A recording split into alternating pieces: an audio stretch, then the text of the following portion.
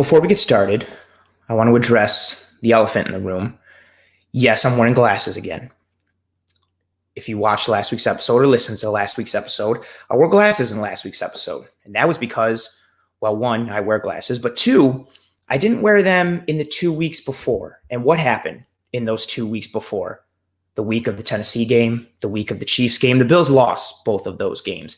And as my Twitter bio states, I'm not superstitious, but I am a little stitious. So I busted out the glasses last week and the Bills won. And I'm going to keep riding that wave and riding that momentum into this week. And so I wore glasses again, and I hope it works out. I wanted to address it because I know it's a big deal. The Twitter world, the social media sphere, the NFL landscape has been talking about, oh my God, Anthony wore glasses on last week's episode. Oh my God, So I just wanted to address that and get that out of the way. Now that that's out of the way, welcome to another episode of Disguise Coverage. I am Anthony. I'm the host of Disguise Coverage. Find me on Twitter at pro__ant.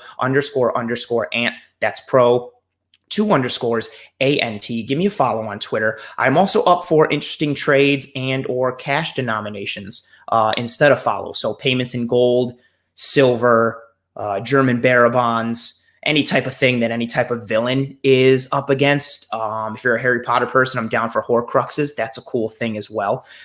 You can find Disguise Coverage on Apple Podcasts, Spotify, YouTube, the Twitter. Rate and review and subscribe to Disguise Coverage. And while you're there, Disguise Coverage is, of course, part of the Cover One Sports Network. Give all the content creators and podcasts under the Cover One Sports umbrella a follow.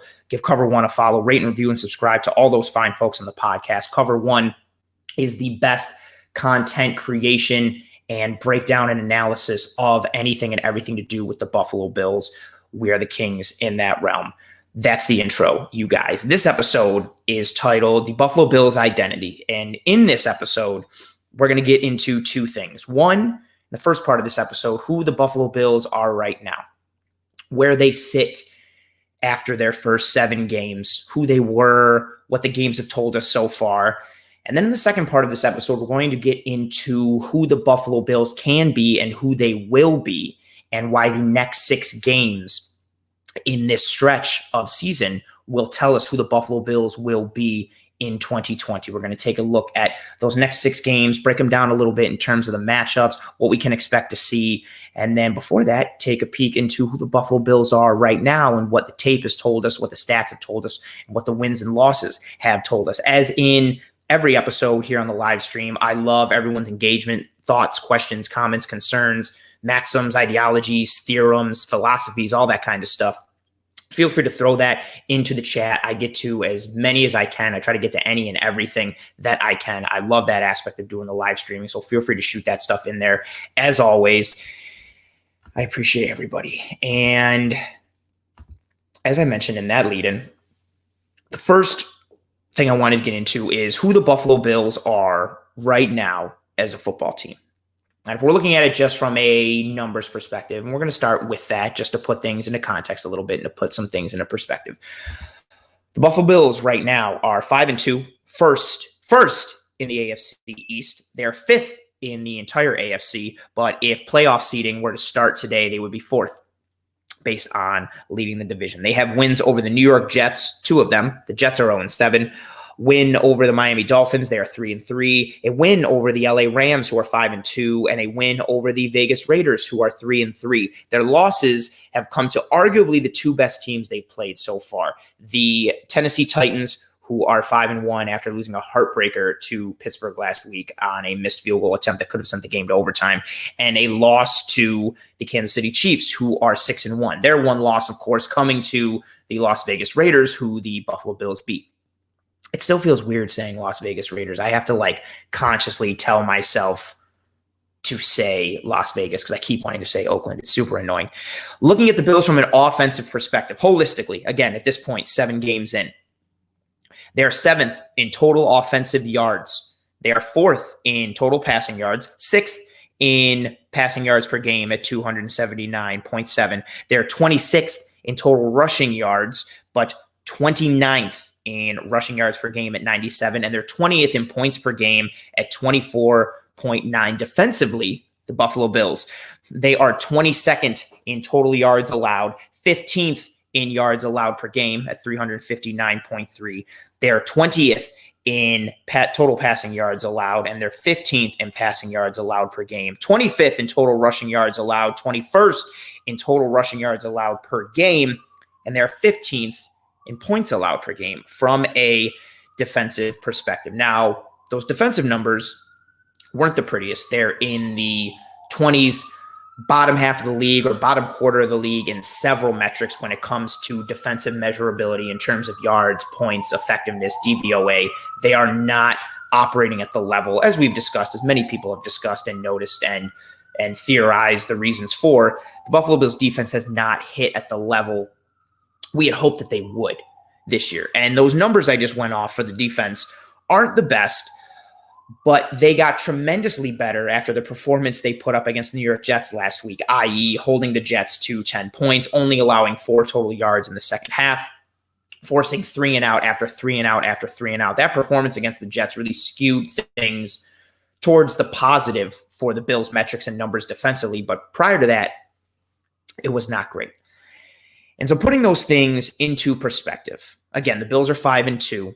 They have the 5th best record in the entire AFC, and that's close. The teams ahead of them only have 1 loss, except for the Steelers, who are undefeated. But I'm not completely buying into the Steelers as of right now. But the Bills are right there in the thick of things. They are an offensive football team, which I never thought I was going to say coming into this year. And not only are they an offensive football team, but they are a spread offensive football team. They have run 11 personnel, which is 1 running back, 1 tight end, and in essence, 3 wide receivers. They have run that formation 75% of the time.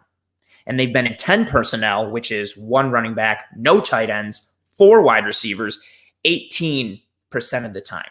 This team, for all intents and purposes, whether the defense ends up getting better or not, this team is a spread offense team. They are going to line up and majority of the time, heavy majority of the time, either have 3 wides on the field or 4 wides on the field. They're going to spread you out, make things as easy as possible for Josh Allen to make some reads, throw some RPO and some bubble screens into that mix, try and take advantage of the matchup with Stephon Diggs, Cole Beasley, John Brown. But this is an offensive football team.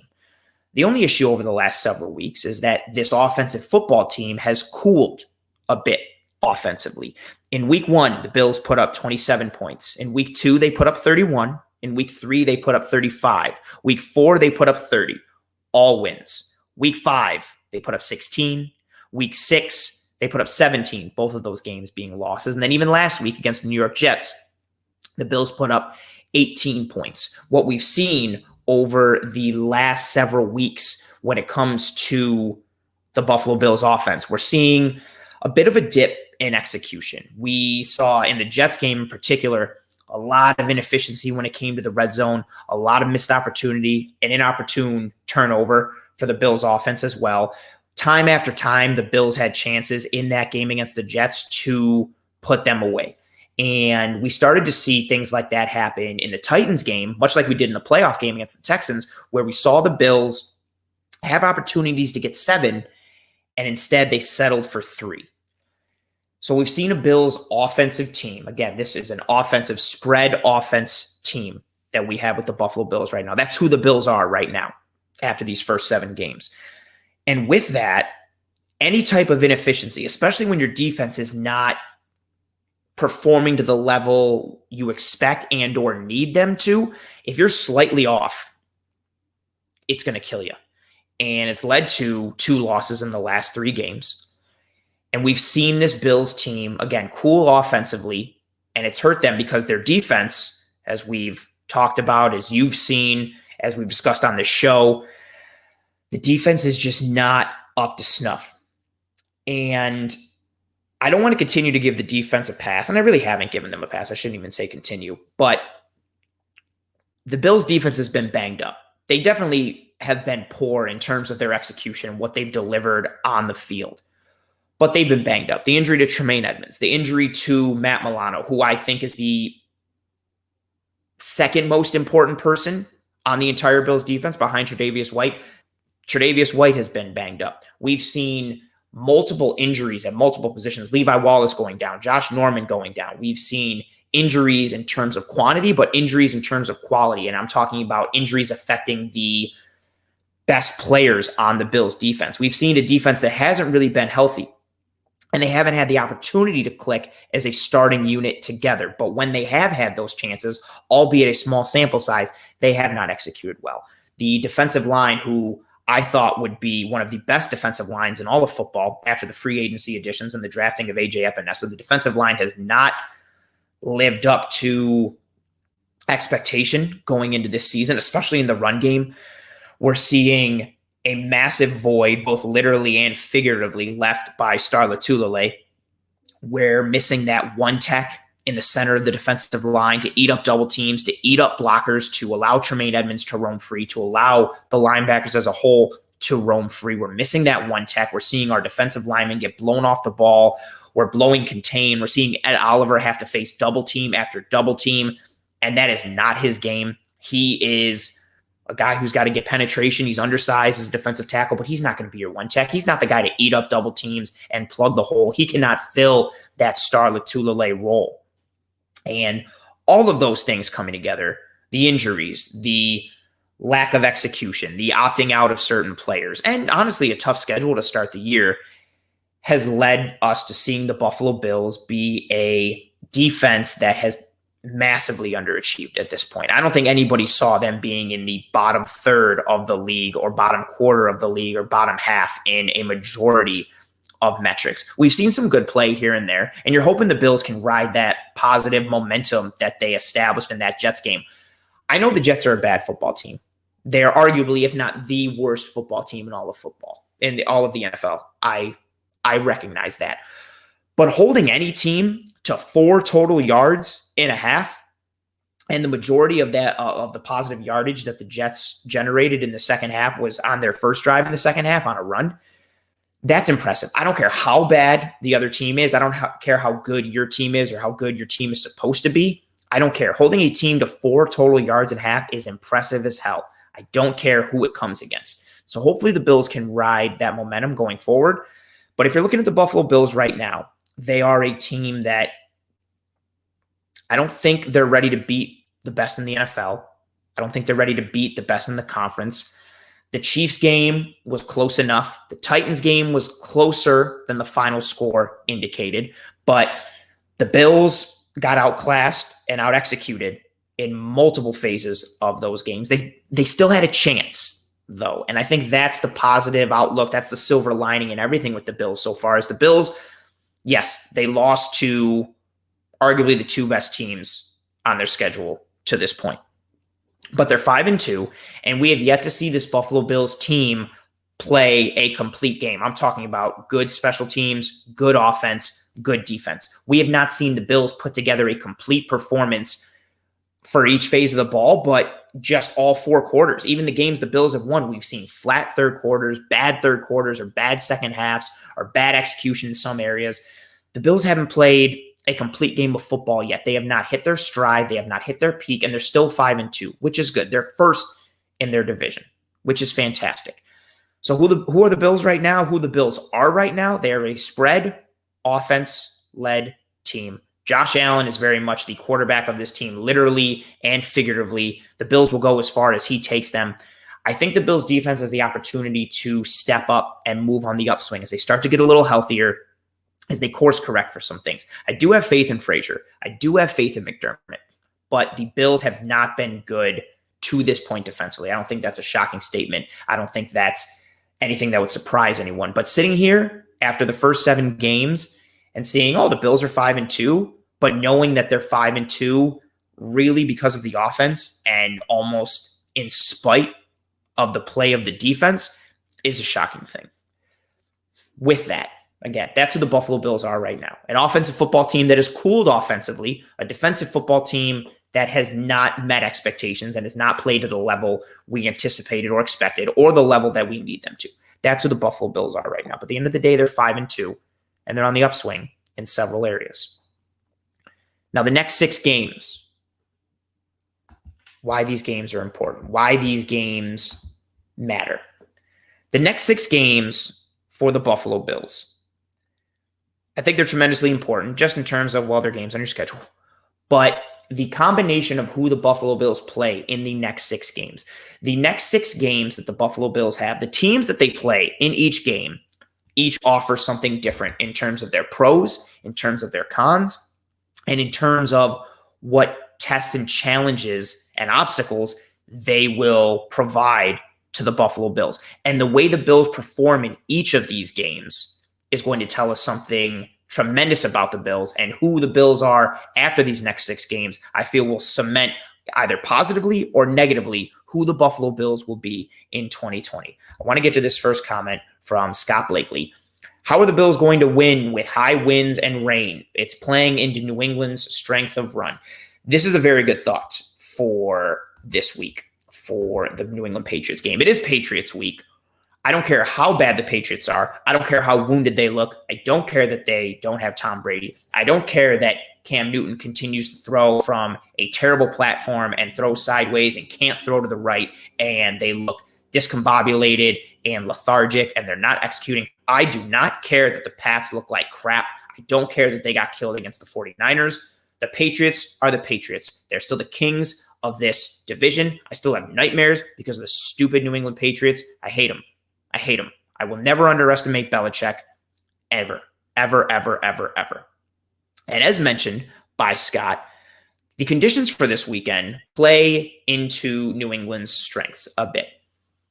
And that's another good thing about this matchup against the Patriots. Not only is it the Patriots, again, playing the Patriots, you can never underestimate the Patriots. Can we take the AFC East crown from the Pats? Can we exercise those Patriot demons that the Bills have had for year after year after year?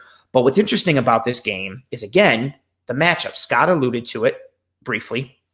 The Patriots are not a good offensive football team, holistically, but especially through the air.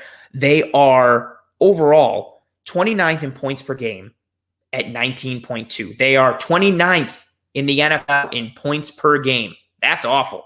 They are 28th in the NFL in passing yards per game with 197.2. So they're not good through the air whatsoever. However, they are 4th in the NFL in rushing yards per game, averaging 155 yards per game. Now, some of that has been necessity because they haven't been able to throw the ball.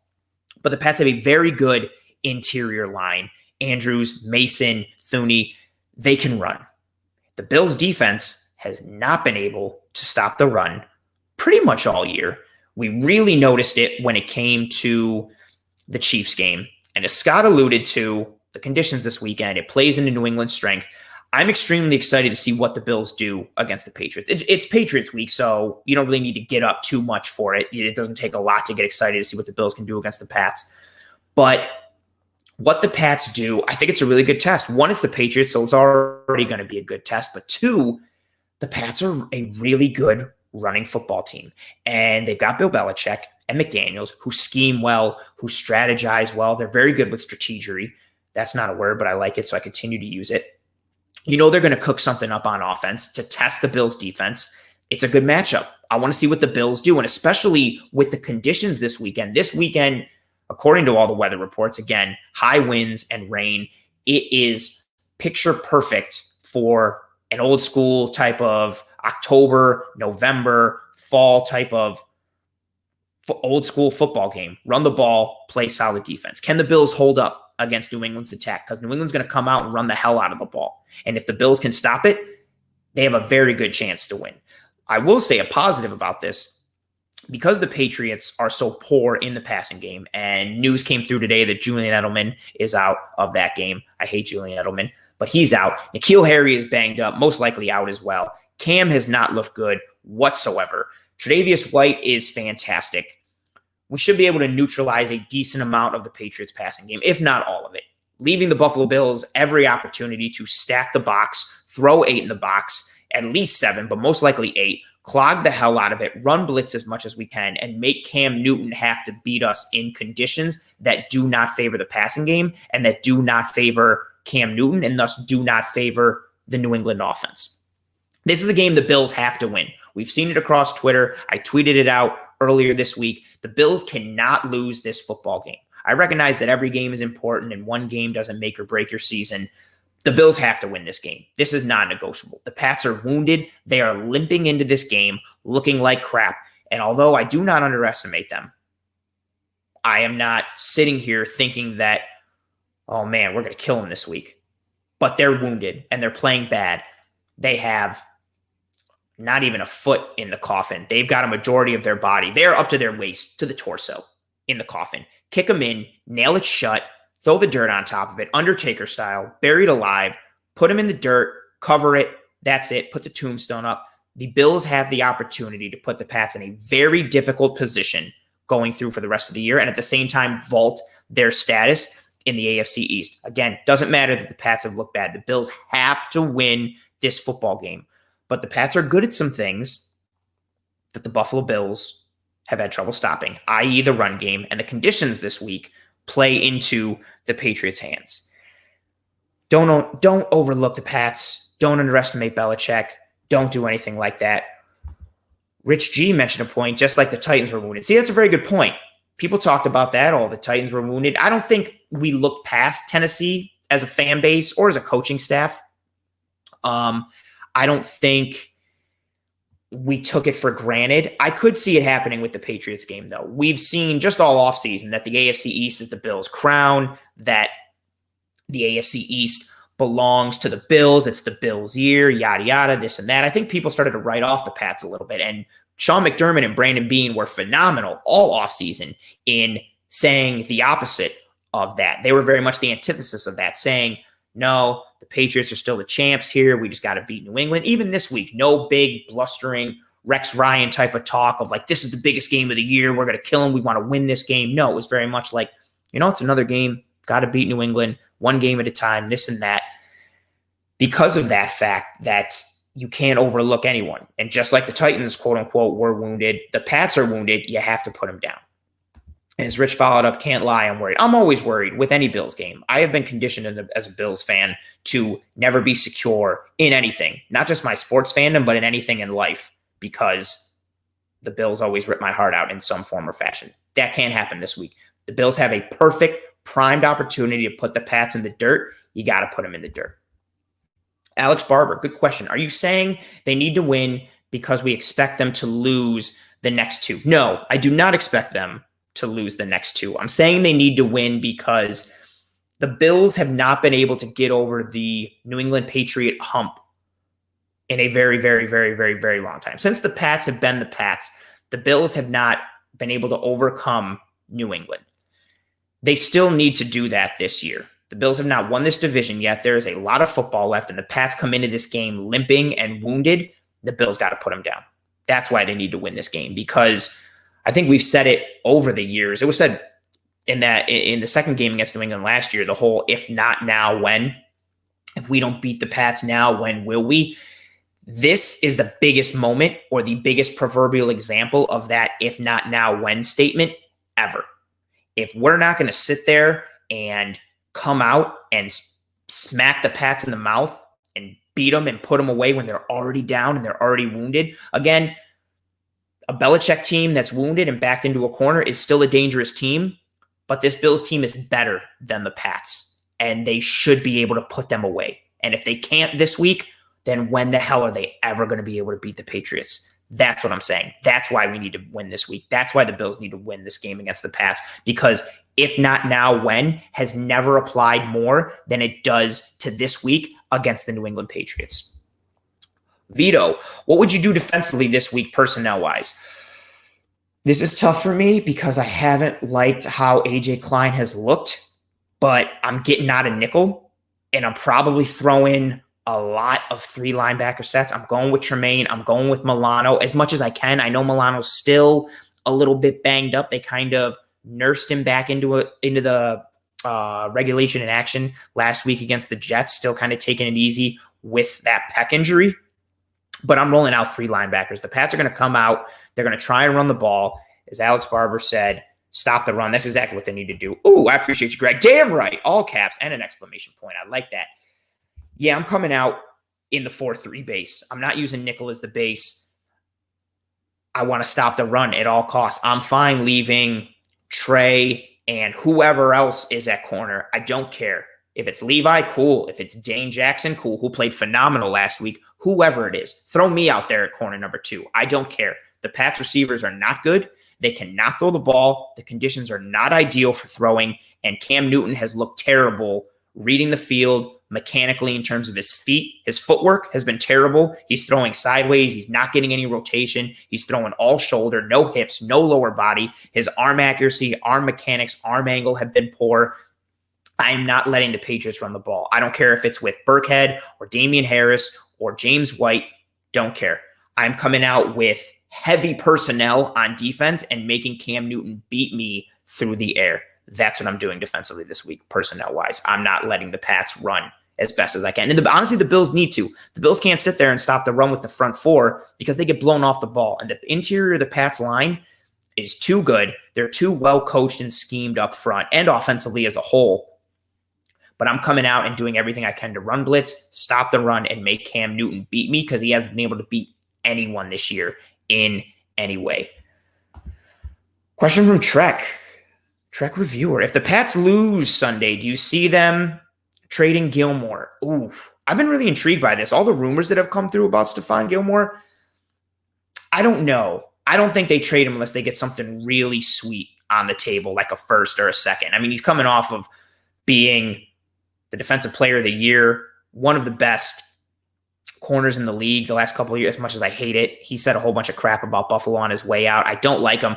I could see him being even more on the trading block if the Pats lose on Sunday. I will say if they lose, it increases. I wouldn't say it means they're going to trade Gilmore if the Pats lose on Sunday to the Bills, but if they lose to the Bills, it definitely increases the likelihood of them trading Gilmore. I don't want to put a percentile on it or a percentage to it, but I'd say around like 20%. I think it throws it up there. Alex Barber, do we know Cam is starting? Yes, Alex Barber, he is starting. Okay. So that's the Pats. Pats week. Gets me a little intense. Non-negotiable. Bills have to beat the Pats. Next up after the Pats is the Seattle Seahawks, a team that is very, very, very, very, very, very, very, very, very, very good, especially offensively. They are first in points per game at 33.8 points per game. They're averaging basically 34 points a game. They are second in the NFL in passing yards per game at 295.7, and they're still 12th in rushing yards per game at 129.5. Their defense, not so good. 23rd in points per game at 28.7. Last in the entire NFL in passing yards allowed per game at 368.7. Yikes. And 13th defensively in rushing yards allowed per game at 110.5. Let's get the all-pros out of the way. Russell Wilson, one of, if not the best quarterback in the NFL. I don't know if that's shocking to anyone because a lot of people think Mahomes and Lamar. Russell Wilson is tremendous and fantastic. Early MVP favorite in the NFL right now, and I don't think anyone's close to touching him. Bobby Wagner, all-pro linebacker. KJ Wright, who is also a tremendous linebacker. They traded for Carlos Dunlap recently to reinforce their defensive line and their pass rush. And I know Dunlap hasn't played a bunch for the Bengals, but he's still a very good pass rusher. They might have Jamal Adams back by the time they play the Bills. DK Metcalf on offense. Tyler Lockett on offense. Chris Carson, their starting running back, is banged up, but I think he's going to go when the Bills play the Seahawks. He's really good. They're a really good team holistically. I know the defense has been bad, but they've been banged up. They still got playmakers. I am tremendously excited for the Bills playing the Seahawks because, inclusive of everyone on the schedule, including the Chiefs and the Titans, the Seahawks are arguably the best team on the Buffalo Bills schedule as of right now. They're definitely the best team that's left on the schedule going for the entire rest of the year. How did the Bills show up in that game? They didn't show up good against the Titans. They didn't show up good against Tennessee. They didn't show up good against the Chiefs. They didn't show up good against KC. How do they show up against the Seattle Seahawks, a team that just suffered their first loss last week in overtime, in a crazy overtime game against the Cardinals? And again, the Seahawks do things that the Bills have trouble stopping. The Seahawks can run the ball. The Seahawks can throw the hell out of the ball. And the Bills defense, even when it's been at its best over the last couple of years, the Bills defense has been a defense that is well coached. They execute well. They scheme well. They function well in their roles. They Greg Thompson from Cover One always says on Twitter, do your 1/11th. That's what the Bills defense is. Every person doing their 1 out of 11. They just function in their role. They do their job. Individually, the Bills defense is not tremendously fast. They have some players that are athletic or agile or quick, but they're not a tremendously talented team in terms of just like pure raw athleticism, speed, agility, all that kind of stuff. They have good technique and they play within themselves.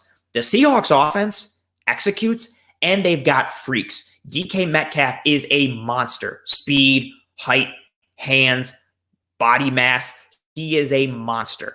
I don't know who in the Bills secondary can cover DK Metcalf. He's going to be very hard to match up with because even if you've got great technique like Trey does, Tre'Davious White has tremendous technique, both his hands and his footwork. DK is so big and so strong and so fast and so tall. Sometimes that God-given ability just beats technique. That scares me. And if you're not scared of him, you're looking at Tyler Lockett, who had one of the greatest fantasy performances ever for a wide receiver last week, runs tremendous routes, has tremendous hands, great body control, great feet, smart, intuitive, has a great relationship with Russell Wilson. And even if both of those guys didn't exist, you still have to go against Russell Wilson, who, again, is arguably, if not the best quarterback in the entire NFL. But what's good for the Bills, the Seahawks defense has been very bad. Very bad defense. I love Stephon Diggs against anybody on the Seahawks defense in terms of coverage. Their corners are not good. So give me any of their corners against Stephon Diggs. I'm taking Diggs every single time. A healthy John Brown helps tremendously. I like Cole Beasley over the middle, or at the very least distracting and occupying Bobby Wagner and KJ Wright and all that stuff. And I think the offensive line for the Bills matches up good enough against the Seahawks defensive line. I want to see what they look like with Dunlap. And I know Reed is a good defensive lineman as well for the Seahawks. But I think the Bills can pull off the win against Seattle. I don't think it's crazy. And I know that question was asked earlier in the episode. Is this game against New England a must win because the next two are losses? I don't think the next two are losses. I think the Bills can beat the Seattle Seahawks. I don't see why not. I think Seattle is very bad defensively. So bad that even if the Bills were terrible offensively, they could still move the ball. Jamal Adams coming back changes a lot. And again, I want to see what Carlos Dunlap does. And they've still got guys who can make plays. But the Bills should be able to go blow for blow with the Seahawks in terms of points and offense for offense, score for score. And what I'm really excited to see, again, coming into this week against the Pats, right? Wind, rain, the Pats can't throw the ball. Let's come up. Let's stop the run, get a win, see what happens. The week right after that is the Seahawks. What do we do against one of, if not the best offense in the entire NFL? That's the real test for the defense. We've talked all year, is Tremaine Edmonds hurt? How do the Bills function without Milano? What's the defensive line doing? Is Milano okay now? Trey hasn't looked great. How does he step up? What happens with Levi Wallace? Is Cam Lewis the answer? Is Dane Jackson the answer? Does Josh Norman come back by then? All these questions, thoughts, comments, concerns, all of these things. But there's always been little caveats here or there. Yeah, the Bills lost this game, but they were missing this guy. Yeah, the Bills lost this game, but it was close.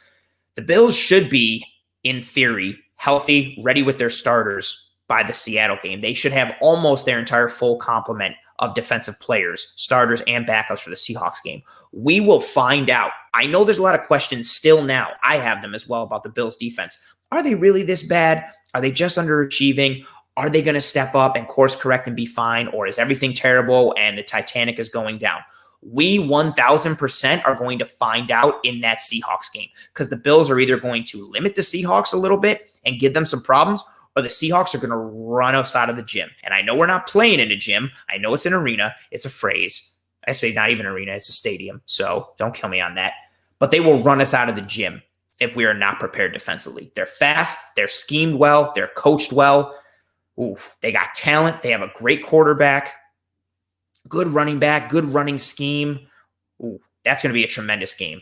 That's another game. Again, these next 6 games, each of them offers something different. The Pats will test us in a way that we need to be tested. Can we stop the run? Are we going to get bullied and blown off on the defensive line? The Seahawks are pretty much great at everything on offense. How do we match up against them? Can we score on a poor defense that has to come all the way from the West Coast to the East. Seattle traditionally has been pretty good when coming east. But how do we do against a team like that? How do we match up? What happens?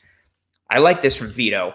Seattle game goes to OT. Bass wins on a 40-yard field goal. I take that. Straight Bass, homie. Trek reviewer, Carolina 14, Atlanta 13. Who cares about the Thursday night game, man? I mean, you might. I have some fantasy implications in this game, so I've recorded it, and I'm going to watch it after. I'm super nervous about it. I hate fantasy. I don't know why I even play it.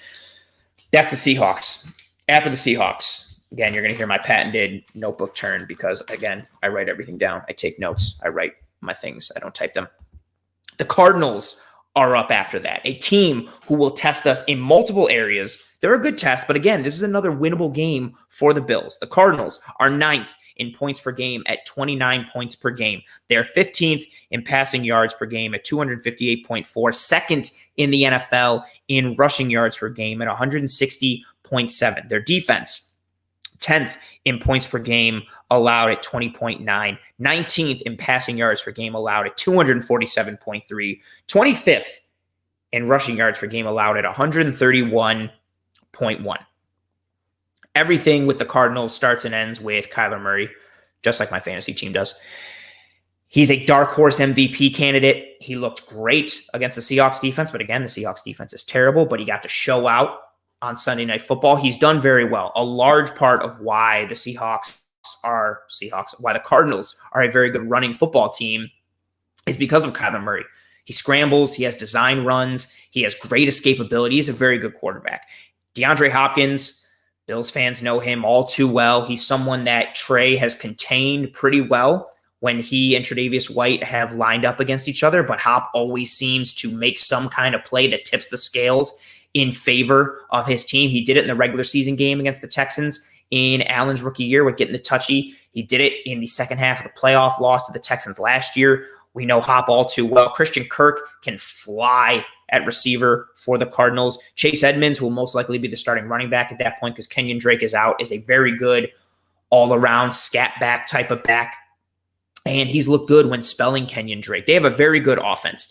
They have speed and versatility everywhere on offense. They still have Larry Fitzgerald, who can still get it done, still has arguably the best hands in the NFL. They're going to present a good test for the Bills defense because of their speed, because of their athleticism, because of the uniqueness of their offense. How do the Bills do? Can we run down Kyler Murray? Can we make him stay in the pocket and try and beat us with his arm? And if he does try to beat us with his arm, are we able to not break zone integrity and give Hop all this space over the middle? Do we let Christian Kirk beat us deep? Do we let Fitz eat over the middle? Do we let Andy Isabella get some stuff in the middle? The Cardinals got weapons for days. They scheme really well on offense. That's an interesting matchup for the Bills defense. Defensively for the Cards, I know they haven't looked great. They still got Patrick Peterson, who's still a very good corner in the NFL, and they have Budda Baker, safety for the Cardinals, someone that I desperately wanted in the draft a couple years ago for the Buffalo Bills. He's playing at an all-pro level. He plays like Tyrann Mathieu. I don't even want to say Tyrann Mathieu light because that would be disrespectful to Budda Baker. He's killing it. He can cover. He can support in the run game. He's tiny, but he can function around the line of scrimmage, in the slot, nickel. He can drop deep, cover in the flats. He can run blitz. He can QB blitz. He does so much, and he is a tremendous chess piece. He plays the safety position almost like Troy Polamalu did for the Steelers back during their really good run in the Ben Roethlisberger days. Budda Baker's tremendous. Chandler Jones, their best pass rusher, former New England Patriot, one of the best pass rushers in the league. He is out for the year, so we don't have to worry about that. They do have Jordan Phillips on the defensive line as well. But what I like about this game, again, another test in a different form. Kyler Murray and the Cardinals offense will stress the discipline and the athleticism of the Bills defense. And the Cardinals defense, speed, athleticism, versatility as well, but they can be scored on. But they're going to make some plays. They're going to force you into creating some turnovers. How does the Bills offense adjust? How does Josh Allen look in that zone? Can Stephon Diggs beat Patrick Peterson? Or how does John Brown look against Drake Kirkpatrick? What do we see in the matchup against the Cards D? Either way, it tells us more about who the Bills will be in 2020. It continues to add to that picture. Next up for the Bills after the Cardinals is the Los Angeles Chargers. Basically, what they do is going to be not the same as the Cardinals, but a la the Cardinals. They are a team that will test the Bills in multiple areas. They've got speed. They've got athleticism. They do have a rookie quarterback, though. Justin Herbert has looked very good. Offensively for the Chargers, they are 21st in points per game at 24.8. They're 5th in passing yards per game at 281.3.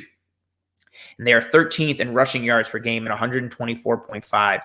Defensively, 18th in points per game at 25.7, 23rd in passing yards per game at 253.2, and they're 14th in rushing yards per game allowed at 113. Their defense has been banged up. Bosa and Ingram have been hurt. They lost Derwin James, who it's a shame. He is one of the most impactful players in the entire NFL, regardless of position. Tremendous safety. They still have Nasir Adderley, who is a very young safety who I liked a lot coming out of college, and I still like now. Casey Hayward's a good corner. They've got good playmakers and good quality talent at multiple levels on their defense. They get pressures. They get sacks when they're healthy. They're a team that, again, present another unique test. How does the Bills offense stand up against the Charger pass rush? How does the Bills wide receiver core and weaponry match up against the Chargers secondary? They also have Desmond King, terrific slot corner for the Los Angeles Chargers, someone that Bills Mafia, myself included, have wanted the Bills to trade for the last several weeks, depending on what he costs. Chargers, I know their record. They're not great, but they're better than people think. And Justin Herbert has killed it. He's killing it in fantasy, killing it in real life. Keenan Allen, when he's healthy, one of the best route runners in the NFL. He's right up there with Diggs, tremendous hands. Guyton has looked good. Their running game and offense as a whole has stalled a little bit without Austin Eckler, but they're still managing to get it done. Their offensive line isn't anything to write home about, though. But again, an offense that presents, I keep messing it up, that presents a unique challenge for the Bills defense. How do the Bills deal with elite playmakers? How do they deal with a rookie quarterback who's riding in hot? The Bills should be able to mess up Herbert, mess up his rhythm, get home a little bit, because that Charger offensive line is nothing to write home about. Get some pressure, force him into some mistakes. But again, it's a team that's going to come in prepared. Anthony Lynn, Chargers coach, former Bills coach. They're going to be prepped. They're going to be ready.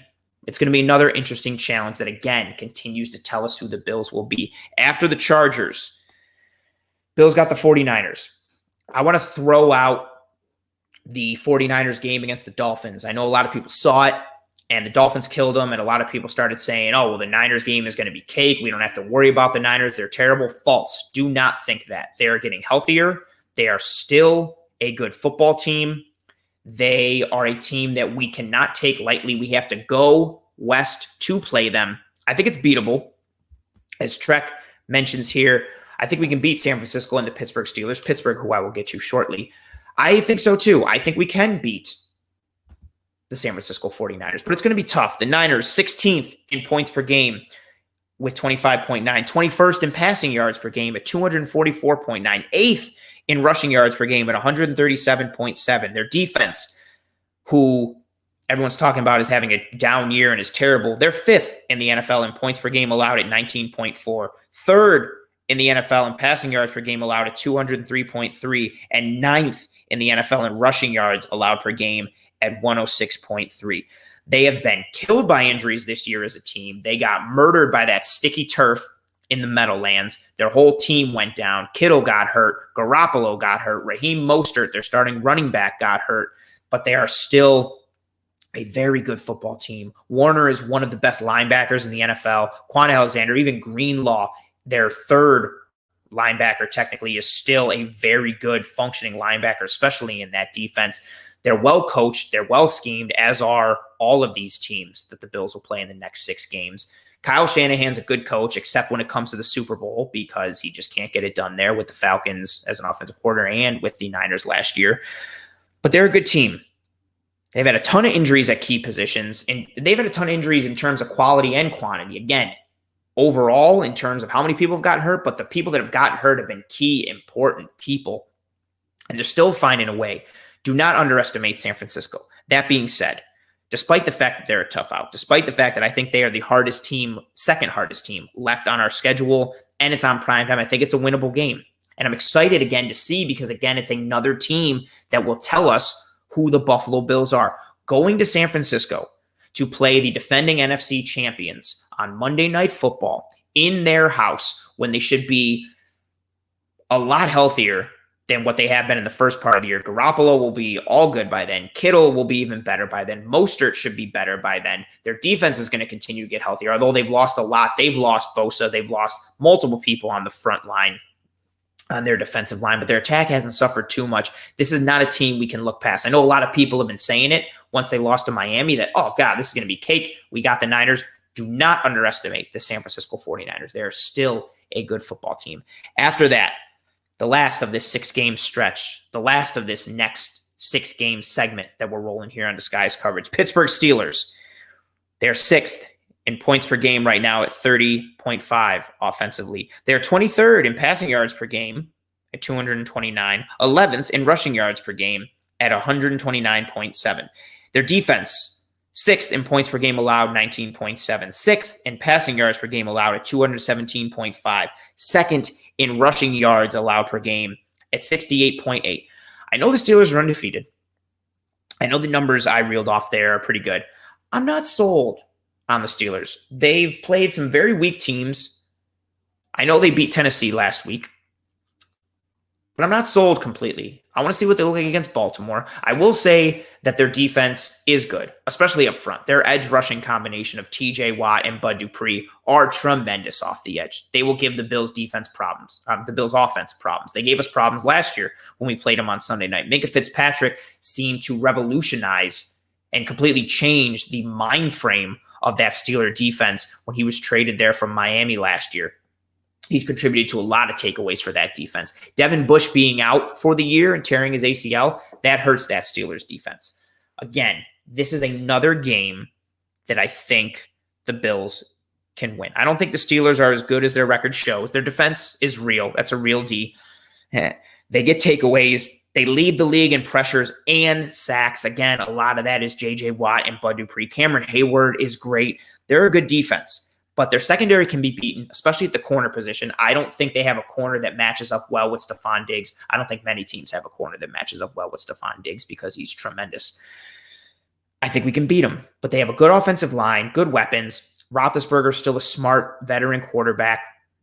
Chase Claypool has looked good on offense. They have a good complement of receivers to play off of what Ben does in terms of having Juju, Deontay Johnson, James Washington, Chase Claypool. Connor is a good running back. I know he's banged up a lot, but he's still a good RB.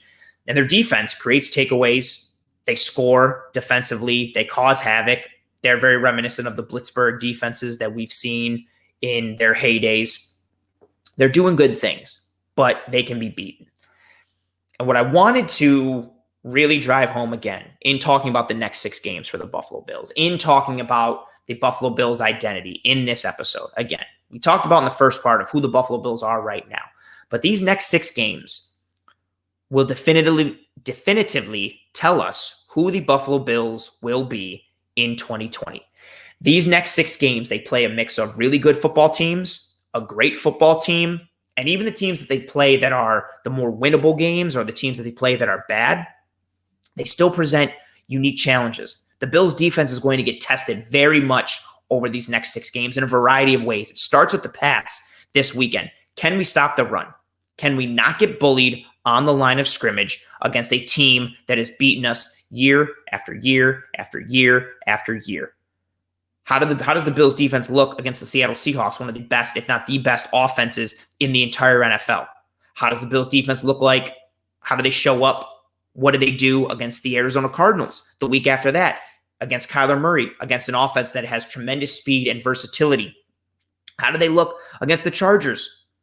A team led on offense by a rookie quarterback who's been tearing it up with an all-pro receiver and a good supporting cast. What do they look like there? What do they look like against the defending NFC champions on prime time? And what do they look like against the Pittsburgh Steelers? A game that you know the Steelers want to win after losing to us last year and effectively getting bounced from the playoff picture because of it. This game is also going to be important for playoff seeding. It's a game the Bills need to win. And then that's just the defensive side of the ball. Offensively, Bill Belichick schemes up things really well. We know Allen, he hasn't struggled with the zone, but the Bills' offense has not been the same in terms of point production and yardage total since teams started playing them with a zone that does not allow the Bills to beat them over the top. Granted, this has also coincided with John Brown being out, which it's easier to stop the Bills from getting over the top when John Brown's not there. But the Bills' offense, Belichick can scheme them up. We don't know. I saw somebody said something to me on Twitter. I wish I could have remembered who it was, that we could see some crazy defense against the Pats this weekend where they only rush 2 and drop 9 or something weird, like rush 1 and drop 10 or rush 11 and see what happens. The Pats cannot be underestimated, and that's going to be a test for the Bills offense. And then you got the Seahawks, a defense that is not good and has not played good, but they've acquired some reinforcements and they're getting a little healthier, and they've still got some studs on that defense. Can the Bills go blow for blow with the Seahawks? I think it's easier for them to do that against the Seahawks than it was and is against the Kansas City Chiefs. And then again, the Cardinals, an athletic, speedy, versatile defense. How do the Bills show up on the road against that defense? How do they show up against the Chargers, a team that can get pressure and can get sacks? They're going to be healthier. Melvin Ingram they can rush the QB and they can get after it on defense. They're another defense that is filled with speed. The 49ers, enough said, defending NFC champions, really great team all around, well coached, execute well. Their backups are good on both sides of the ball. How do the Bills offense show up against a top level defense on primetime? And then the Steelers, again, Bills offense, Steelers defense. Steelers defense creates havoc. They blitz. They do a lot of mixed fronts, a lot of mixed coverages. They make it tough on QBs. They make it tough on the running game. That's also another thing I want to see over these next several games.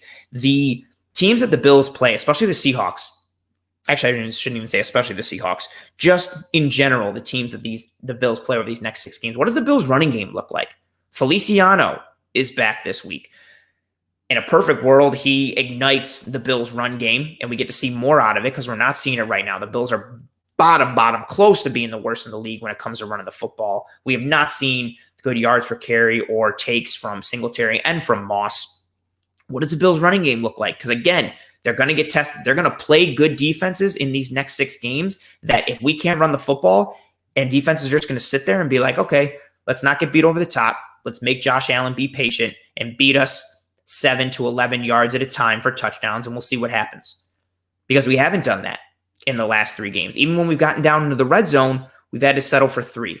Or we haven't even gotten to the red zone. We've looked a little off on offense. How does Allen do taking what the defense gives him, carving someone up, death by 1,000 cuts? Can we do that? Or are we still going to go for the big play because teams aren't going to allow it? And if we can't run the ball, it makes it that much harder to execute in the passing game, even for a spread offense-led football team like the Buffalo Bills currently are.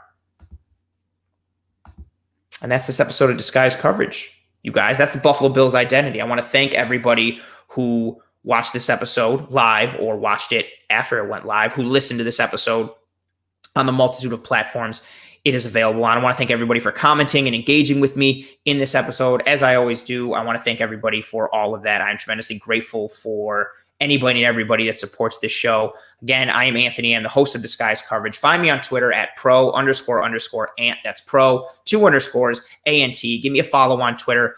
Rate and review and subscribe to Disguised Coverage on Apple iTunes, Spotify, YouTube, Facebook, all that stuff. Follow everybody under the Cover One umbrella. We are the best when it comes to anything and everything Buffalo Bills. Thank you very much to anyone and everyone in this episode. I appreciate you on Toodles. Thank you. I love that. I like the Toodles coming back. I appreciate it so much. Vito, let's go Bills. Let's go Bills. That's exactly what this whole episode is about. Let's get it. Let's do it. Thank you very much, everyone, for riding with me on this episode. Go Bills, and I'll see you next week.